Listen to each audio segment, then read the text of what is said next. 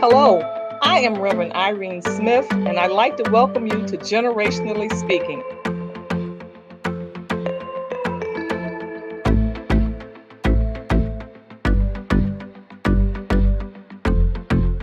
Here at the table, we come and we discuss life issues, no matter what they might be. As we sit at the table with each generation, we all learn, we all grow, we all are inspired. Yeah, yeah. Yeah, yeah. Generationally Speaking.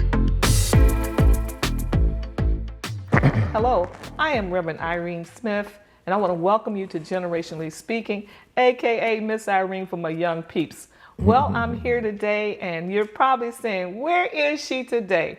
Well, I'm out in Maryland today, and I'm excited about the opportunity that the Lord has afforded me to sit at the feet of one who has been on this journey and has done so much in the vineyard, and I'm excited about bringing his journey to you.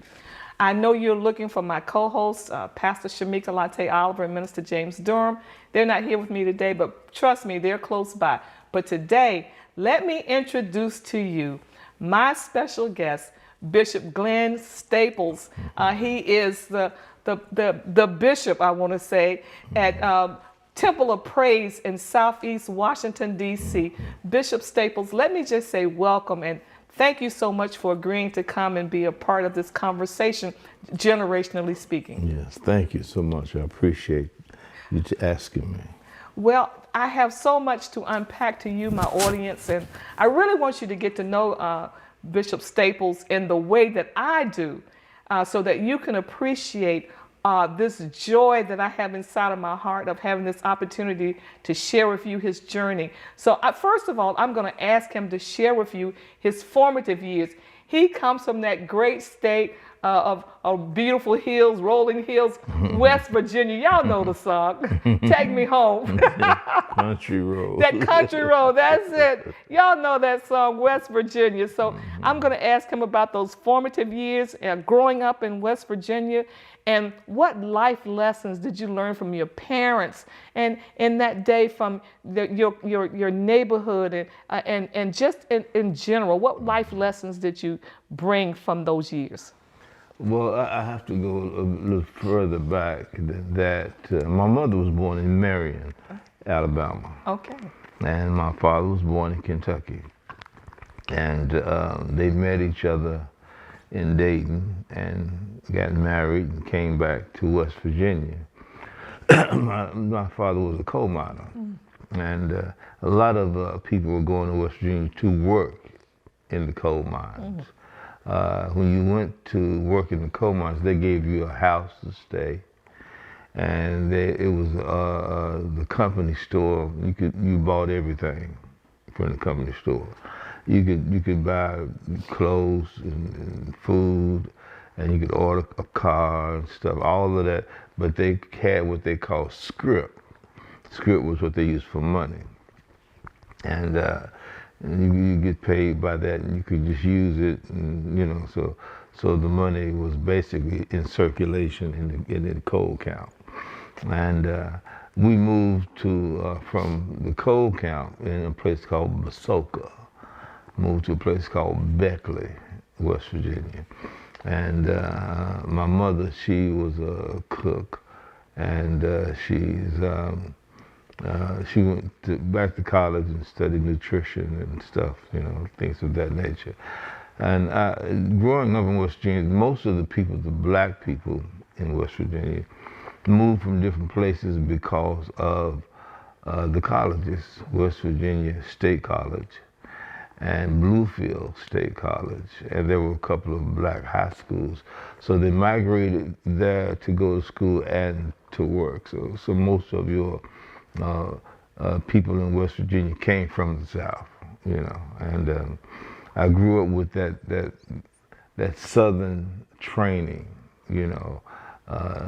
things that your mother would tell you to do, your father would tell you to do, I never learned what the daylights was, but I used to get that beat out of me on occasions, and things of that nature. Just grew up in a Christian home, My parents, my grandparents were Methodists, and they had experiences with the Spirit of the Lord in Pentecostal churches, and they joined the Pentecostal movement at the time. And I was involved in that, growing up quite naturally in church, quite often, all the time, as a matter of fact. And people were very loyal, and we just my childhood was good. It was good. Out playing baseball, basketball, all the sports we played, and the people were kind-hearted and caring and concerned. You know, if I remember once I got sick and I saw the neighbors were like in my backyard, there's trees and stuff. The neighbors was out in the weeds picking stuff and doing stuff, and I had been sick for about a week or so. And they came by the house and told my mother, just boil this, cook this. And they gave it to me, and I felt better that evening. You know, I don't know what it was. But that was basically how we grew up, going to church and just trusting God. Yeah. Yeah. He talked about holistic medicine, y'all, before we got this terminology, holistic medicine. They knew holistic medicine. Yeah, they knew about that. Yeah. Yes, and he also spoke about beating the daylights out of you. I know some of y'all don't know what he's talking about, but that was a terminology when they were beating you. They would tell you, "I'm gonna beat the daylights out of you." Lord have mercy. I thought my father was just cruel. So now you grow up, you mature. When did you receive your call to the ministry? I would have to say early on. I could give you a couple of particular moments and times, but when I was 4 or 5 years old, I used to come home and imitate the preacher. And one of my earliest memories was sitting, was standing in front of my mother. My mother was sitting, and she was looking at me. She had her hand on her chin in her hand, and looking at me, and she was just amazed. I was preaching. I remembered everything he said. I was just going for it, and she just looked at me. I remember that. So I think my call came earlier on. I had a moment when I was high school, went to the Army, college, where I wasn't all that saved. But then about 24, 25, I was determined to give my life to God, and I did so. And everywhere I went, I'd go to churches, and we would go different places and hear different speakers preach. And every once in a while, you run across some prophet or prophetess, and they would all come here, you know. And they would tell me, God's going to do this with you, and He's going to do. And I got tired of it. I honestly got sick and tired of it. And I remember one night. I prayed to God. I asked Him. I said, I get these prophecies, and people always tell. I said, if you have called me, tell me tonight. If you don't tell me tonight, I'm not going to preach. I'm not going to be bothered with it. I'm going to leave it alone. So I went to bed. I had to get up about 6 o'clock, go to work. I went to bed. I woke up about 5:30, and I hadn't dreamed anything, nothing happened, you know. So I was like, okay, I'm done with this. I'm just done with it. And I had about 15 more minutes to just try to doze off. So I dozed off. As soon as I dozed off, the Lord showed me in a dream where I was standing in front of people outside, you know, and I walked up to this stage, like the stage was outside. People were standing out there looking, and there was a man in a black robe, and he had a Bible in his hand. And I walked up and I looked at him and I touched him, and he was dead. And I looked at some of the other ones, and they were in the same condition. And when I turned around, I looked at the folk that were standing out there. They were just waiting. And I turned, and there was a pulpit there. And I was facing them standing behind the pulpit, and I woke up. Wow. And I told the Lord, I said, I'll go if you go with me. If you go with me, you let me know that you're with me, I'll go. And that was when I accepted the call. So once you accepted your call to the ministry yourself personally, then who did you go and tell, and how did you go tell your parents? What was that like for you? I told my mother. My father had passed. Okay. And my father was a pastor. And my grandfather was a pastor. And my mother pastored my father's church after he passed. And my grandmother pastored my grandfather's church after he passed. So I come from this line of excellent preachers and powerful people. And I told her first. I told her. And then I went to tell my uncle, who was a pastor, my father's brother. And he and I sit and talked, and I told him that I was called into ministry, but he knew it. He knew all. He he knew it, and he went through what we had to go through at the church, and did all of that, and then they scheduled a time for me to preach my trial sermon. The dream that I had when I was called to preach was. In that dream, God showed me a scripture in Matthew 24. And the Bible says that during the time of tribulation, it will be almost possible to fool the very elect. And my sermon title was The Very Elect. And I preached that, and it was an interesting situation. I mean, the pastor, my pastor, who was my uncle, we had an evening service, and I did what they call trial sermon. And I think I preached about 18 minutes. And I said something. I remember saying something. I don't know what it was. But I said something, and the whole church jumped up, scared me. You know what they did? Because it looked like everybody just coming towards you, you know? I see a little bit of that street in me. And I said something, they just jumped to their feet and started praising the Lord. I just sat down and I said, oh, God. But it was interesting, and it's been wonderful, wonderful journeys. Preaching and pastoring, I would say, saved my life. So Bishop Staples, you were called to be the senior pastor of Shiloh Missionary Baptist Church. The senior pastor. Yeah. I mean, people live to be the senior pastor. I mean, that's the place to be, the senior pastor. But you decide, prompted by the Spirit of God, I don't know, to leave there and become an associate pastor at another church in Washington, D.C. Some would see that as a step backwards, but obviously it was a step forward.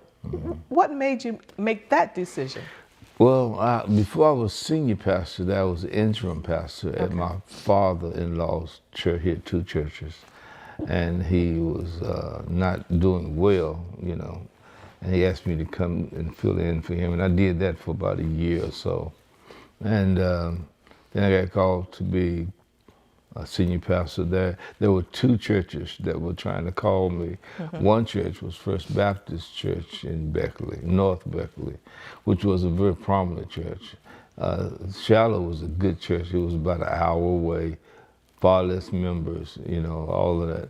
And I remember, and what I did, I prayed. I said, God, I don't know which one to go to. I said, maybe the one that called me first, I'll go there, you know.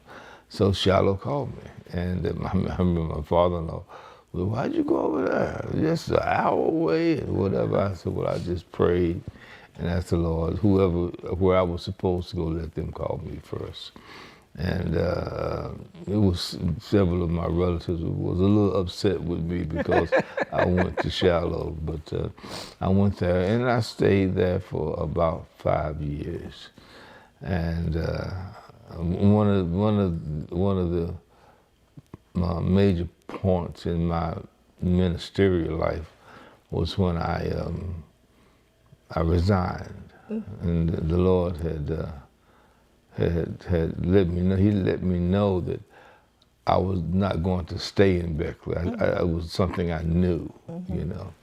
And I remember one time I went to Roanoke, Virginia, looking for a job, and you know, and I was on my way back from Roanoke, and I looked up and I saw a sign that said Washington, D.C., 100 miles. I'm like, oh, maybe that's it, I don't know, you know. And we came here one 4th of July. I'm thinking it was probably 1990, I think, yeah, it was. And we came just to see the fireworks. I have a sister here. She's back in West Virginia now, but I had a sister that was living here. Came and just to get away for the 4th, you know, and go see the fireworks here in D.C. And I went with my brother-in-law at the time. He went to apply for a job at the Board of Education. Well, I was a school teacher at the time, and had a master's in behavior disorders and things, and psychology. So I went. Well, I want to stop right there. Yes, ma'am. Because he sort of, I want you all to hear that. Go back over those credentials again. I want my audience to hear that. Well, I had a master's in behavior disorders. A master's in behavior Disorders. disorder. Yeah. Okay. Yeah. All right. A master. Yeah. All Yeah. right. I want them to hear that. Yeah. Well, That's some work that goes into that. Oh, yes. Yes. Yes. Thank you. It is. It is. And I had that, and I ended up with a couple of PhDs as well. Okay.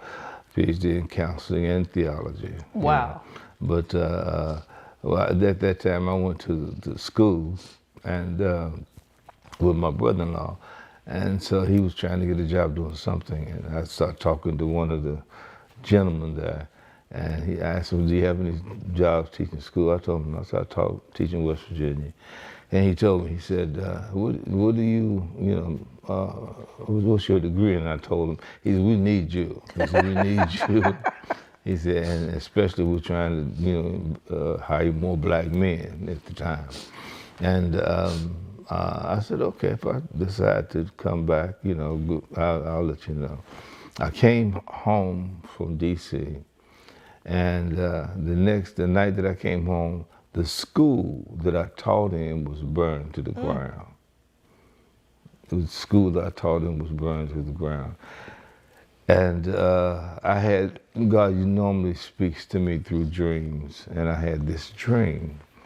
And I dreamed that my wife and I we were just traveling. Sometimes we just get in the car and ride, And in this dream, we were riding, and we saw this church sitting up on a hill. And it was packed. It was packed. I said, what's going on up there? So we drove up there. We couldn't get inside the building. People were standing in the vestibule. And I told her, I said, come on, let's go around inside the church. And I saw a cinder block.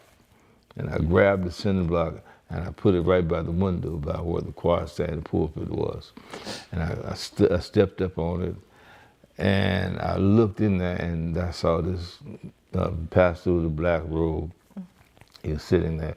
The choir had green and gold robes.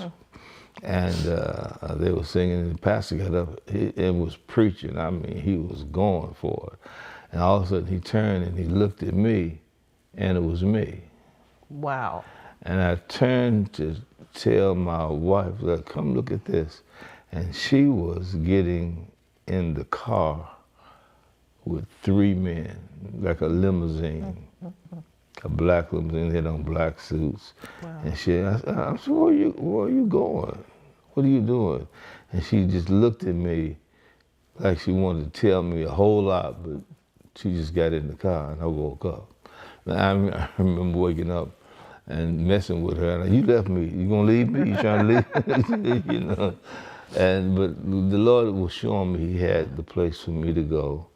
And then He was letting me know He was taking her. Yeah. Yeah. Yeah. When Bishop talks about this church on the hill, it leads me to my next question, and that is that church on the hill.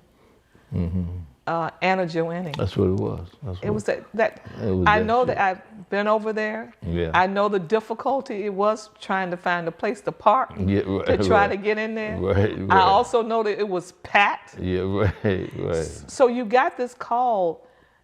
So God had already spoken to you about this church, but without a name. And so you get this call to pastor this church.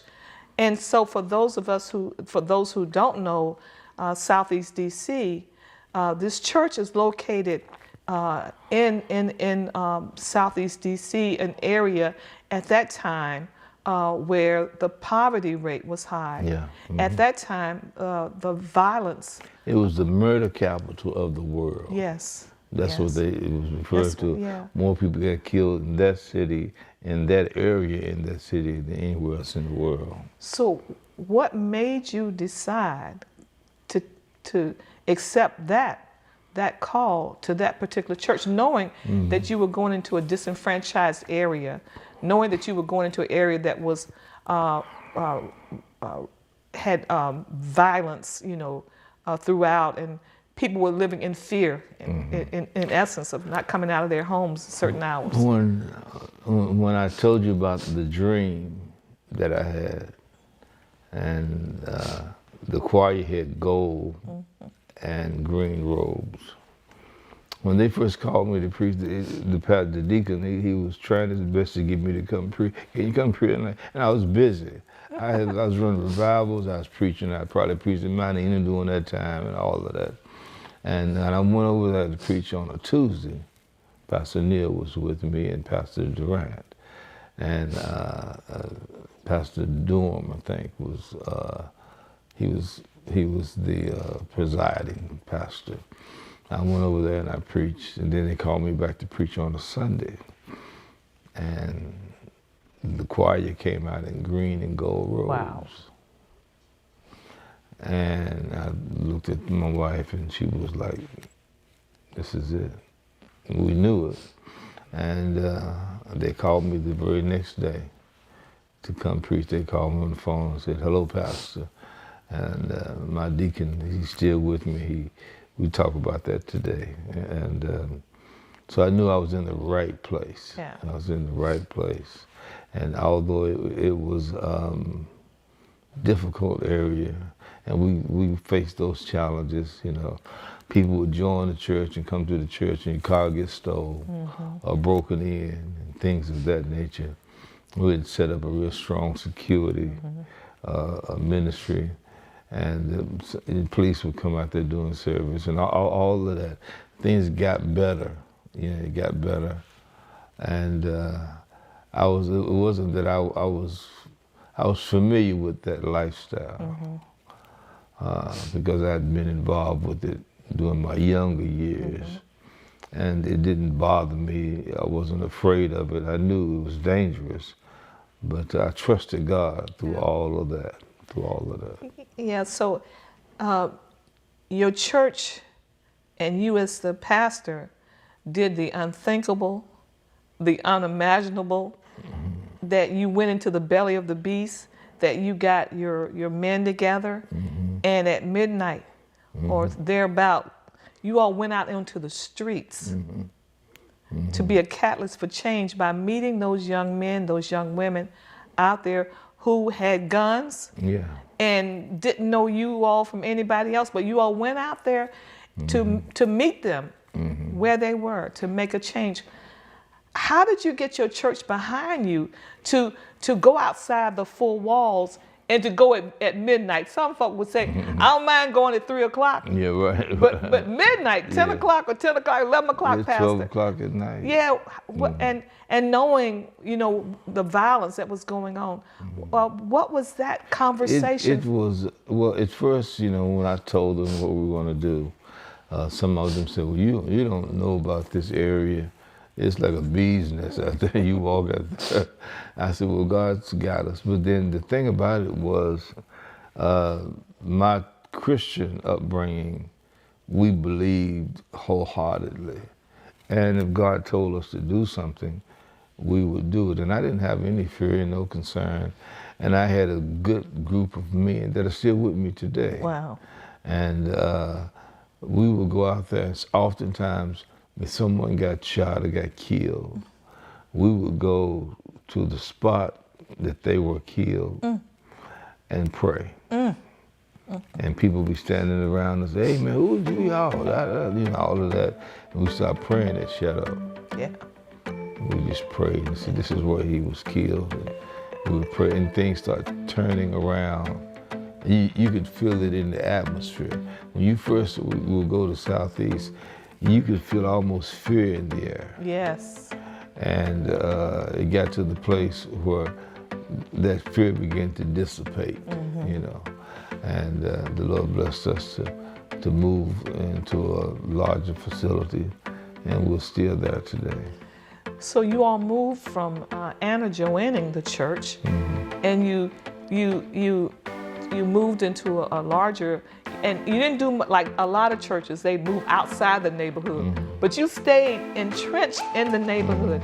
At that time, I'm sure your membership was booming, because I knew at that point you had the respect of people in the church and people outside the church. Yeah. So you moved and you changed the name. What was that like for you all? Well, what I wanted to do with the name change was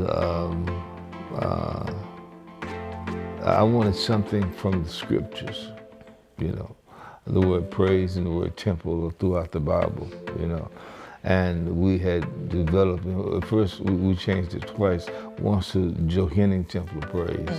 Then we just dropped the whole Johannine. It was by a wonderful a German missionary, a lady, and her name was Anna Johannine, and the Progressive Baptist Association, when they was helping the former pastors with getting land and things of that nature. And I think that was a part of, the deal to name it after one of the missionaries. And they did so, but we were a part of that group. We broke away from that, and the Lord just led us. We were it was Baptist church, and then we just became non-denominational. Yeah. And so you became non-denominational, and your thinking, your heart of this liberation theology. Tell my audience, for you, what does that liberation theology look like to you? I mean, he who the Son has set free is free indeed. And I think that we are free to, be people of prosperity, people of healing, people of deliverance. I don't think, we should be thinking that we serve a God and he does nothing for us.